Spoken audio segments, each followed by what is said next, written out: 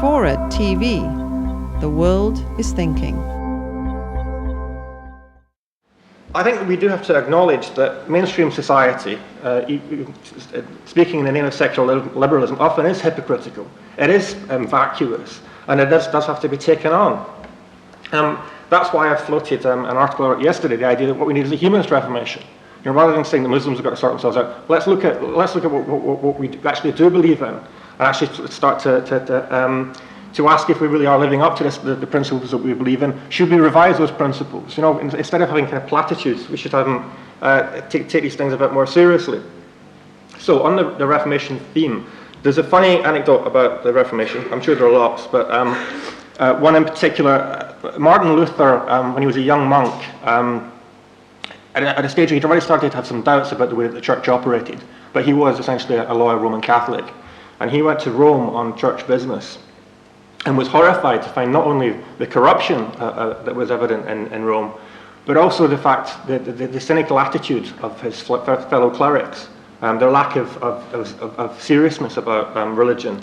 And there was a thing that particularly offended him when they were doing communion, so they were giving the bread and the wine, which of course in Catholic doctrine is supposed to turn into the flesh and the blood of Christ.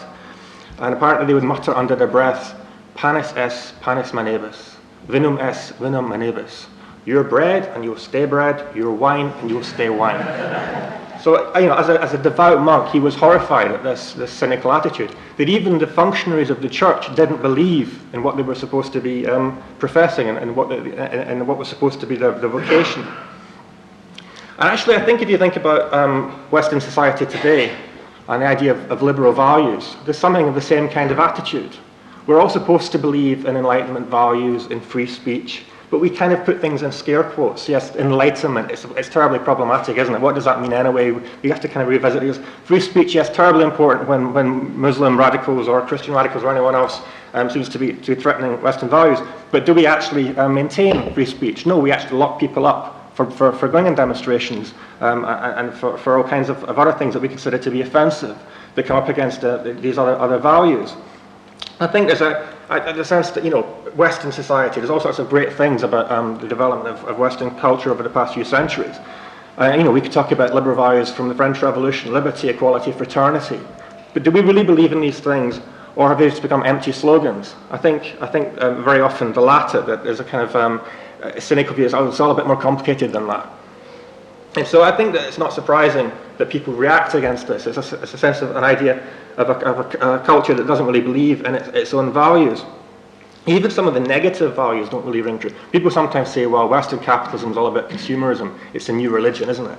Well, I don't really buy that. I mean, people are into brands and so on, but I think they engage in that very cynically. If you think of something, you know, the fact that critique is now so mainstream. I don't know if people have seen the latest work of art by Banksy, who's painted on a wall a couple of kids saluting a Tesco bag fluttering at the top of a flagpole, and you think, oh yes, you see, that's us worshipping capitalism and mammon and so on and so on. But you know, that's an utterly mainstream view. So that kind of critique of capitalism has become part of capitalism, and it doesn't change capitalism. You know, to take something like, it's utterly orthodox. Any politician says, yes, climate change is terribly important, we've got to do something about that.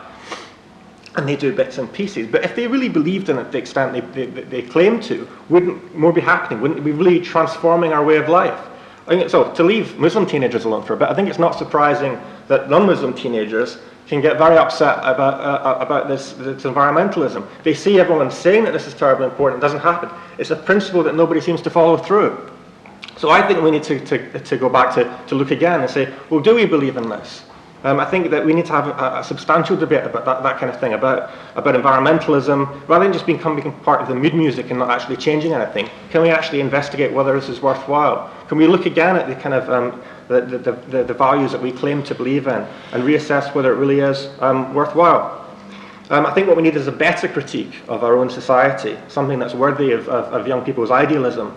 And I think if we did have that, then people would be a lot less attracted to religious extremism, which frankly is not very convincing anyway, unless you're reacting against a kind of a very cynical and hypocritical society. So to me, the proper response to radical religion is not to defensively shore up secular liberalism and say we must believe in these things against an external threat, but to engage in a critical assessment and to try and reinvent these ideas of the Enlightenment itself.